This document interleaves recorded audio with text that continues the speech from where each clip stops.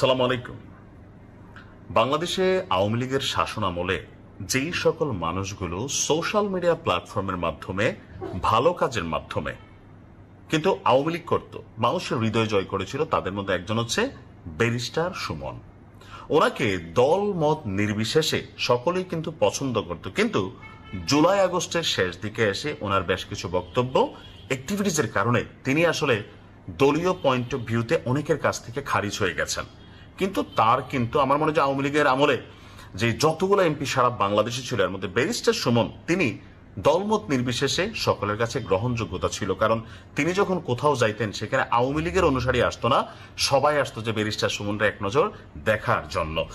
তো জুলাই আগস্টের পর ব্যারিস্টার সুমন কিন্তু দেশ ছেড়ে পালাননি, তিনি গ্রেপ্তার হয়েছিলেন। তো গ্রেপ্তারের মধ্যে তার বেশ কিছু মামলা আছে। সবচেয়ে গুরুত্বপূর্ণ যে মামলাটা, এটা নিয়ে একটা সুসংবাদ, অর্থাৎ ব্যারিস্টার সুমনের যারা ফলোয়ার আছেন তাদের জন্য।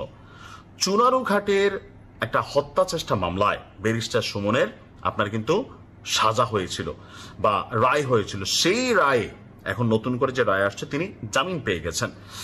হবিগঞ্জের চুনারুঘাট থানার একটি হত্যা চেষ্টা মামলার হাইকোর্ট থেকে জামিন পেয়েছেন হবিগঞ্জ ৪ আসনের সাবেক সংসদ সদস্য ব্যারিস্টার সুমন। তো বিচারপতি শেখ জাকির হোসেন এবং বিচারপতি মোহাম্মদ জাকির হোসেনের সমন্বয়ে গঠিত যে হাইকোর্ট আছে সেখানে এই আদেশ দেওয়া হয়েছে। আদালতে ব্যারিস্টার সুমনের পক্ষে শুনানি করেছেন ব্যারিস্টার পূর্ণিমা জাহান। তো মামলাটা কি ছিল? ২০২৪ সালের ১৬ জুলাই বৈষম্য বিরোধী ছাত্র আন্দোলন চলাকালে হবিগঞ্জের শায়েস্তাগঞ্জ নতুন ব্রিজ গোলচত্বর এলাকায় ঢাকা সিলেট মহাসড়কে ছাত্র এবং সাধারণ মানুষ জড়ো হয়ে বিক্ষোভ করছিল। অভিযোগ ছিল ৪টার দিকে সে শিক্ষার্থী এবং সাধারণ মানুষের উপর হামলা চালানো হয়, গুলিবর্ষণ করে হত্যার চেষ্টা করা হয়।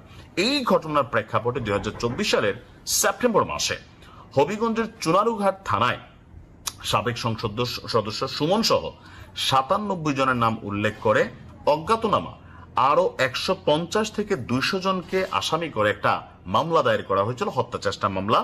মোহাম্মদ মুস্তাফিজুর রহমান নামের একজন ব্যক্তি। তো আপনার যেহেতু এই মামলাটা হয়েছে, তো এটা নিয়ে দীর্ঘ ইনভেস্টিগেশন ছিল। ২০২৪ সালের ২১শে অক্টোবর ব্যারিস্টার সুমন তিনি আপনার গ্রেপ্তার হয়েছিলেন। মামলাটা হয়েছে ২০২৪ সালের সেপ্টেম্বর মাসে। তো সরকার পতন হয়ে গেল কবে? আগস্টে। তো আগস্টের পরে যে সেপ্টেম্বরের মামলাটা, এইটাই আসলে একটা ডিস্টারবেন্স ছিল, যে মামলায় ব্যারিস্টার সুমনকে আসামি করা হয়েছিল। আর এখান থেকে আপনার তিনি কিন্তু আসলে জামিন পেয়ে গেলেন। তবে একটা মামলাতে তিনি জামিন পেয়েছেন, সবগুলোতে না। তার বিরুদ্ধে আরো মামলা আছে, সবগুলো শেষ করার পরে আদালত থেকে বা কারাগার থেকে তিনি মুক্ত হবেন। জামিন আর মুক্ত হওয়া দুইটা কিন্তু আলাদা জিনিস। এছাড়াও তার বিরুদ্ধে রাজধানীর খিলগাঁও এবং আদাবর থানায় পৃথক দুটি হত্যা মামলা যেটা আছে সেটা নিয়েও আদালতের শুনানি চলছে। আরো বেশ কয়েকটি মামলা চলমান আছে।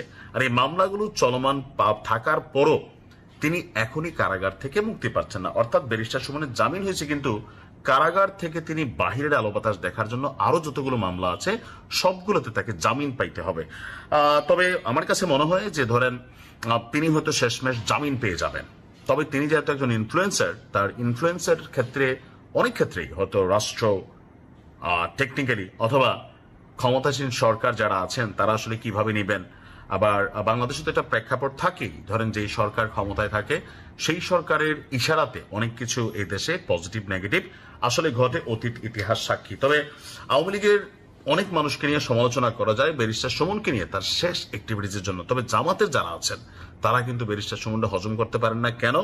কারণ হচ্ছে যে মাওলানা দেলোয়ার হোসেন সাইদি সহ ওই যে যুদ্ধাপরাধীদের যে বিচারগুলো হয়েছিল, সেখানে তার একটা ভিডিও ভাইরাল হয়েছিল লন্ডনে। এটার পর থেকে তিনি কিন্তু অনেকের কাছে পড়ে গেছেন। তারপরেও দেখেন, মানুষ তো ফেরেশতা না। তো এর বাইরে সবকিছুর বাইরে গিয়ে ব্যারিস্টার সুমন তার আপন কিছু কর্মের কারণে মানুষের কাছে যেমন ভালোবাসা পাইছিলেন, আবার কিছু কর্মের কারণে পলিটিক্যালি তিনি কিন্তু আজকে এই জিনিসগুলোর শিকারও হচ্ছেন।